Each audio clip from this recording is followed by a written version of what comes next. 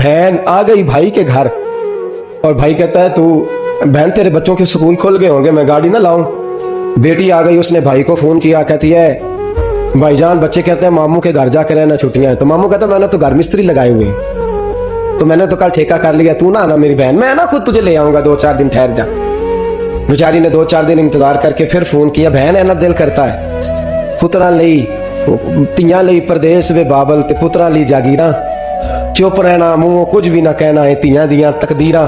मेरा दिल करता है कि मैं अपने बाप का आंगन फिर से देखूं, वो जिस गली में मैं खेला करती थी और जिस दरख्त के ऊपर पींग डाल के मैं झूले लिया करती थी, मेरा अम्मा के घर रहने को दिल करता है, मैं आना चाहती हूँ। तो भाई कहता मैंने तो मिस्त्री लगा लिए, तू ना आना।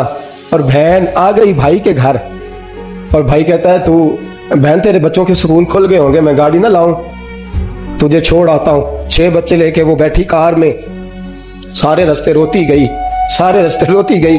खामद का तो महीना रहने गई थी, वापस आ गई, कहने लगी नहीं मेरा भाई तो जिद कर रहा था तू ना जा, भाभी ने कई दफा कहा है तू ना जा, लेकिन मेरे पास है, मैं क्या करती, इसलिए मैं आ गई हूँ, इसलिए आ गई हूँ कि उनके घर में ना बच्चे तंग करते थे, शरारतें ज्यादा होती थी, गर्मी ज्यादा लगती थी, तो मैं लौट आई हूँ। मेहमान आया रहमत लेके, करम लेके, अता लेके, मेहरबानी लेके, लेकिन हमने क्या रिजल्ट निकाला, हमने कहा कि तू वापस जा।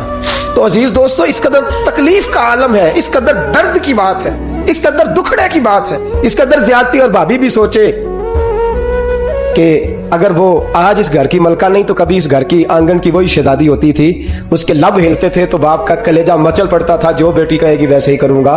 तो आज तो यहाँ उसे चांद घड़ियां भी गुजारने नहीं देती। दोस्तों याद रखें, और वही भाभी जब अपने मेके जाएगी तो अगर यहाँ अच्छा सलूक करेगी तो वहां उसके साथ भी अच्छा सलूक होगा।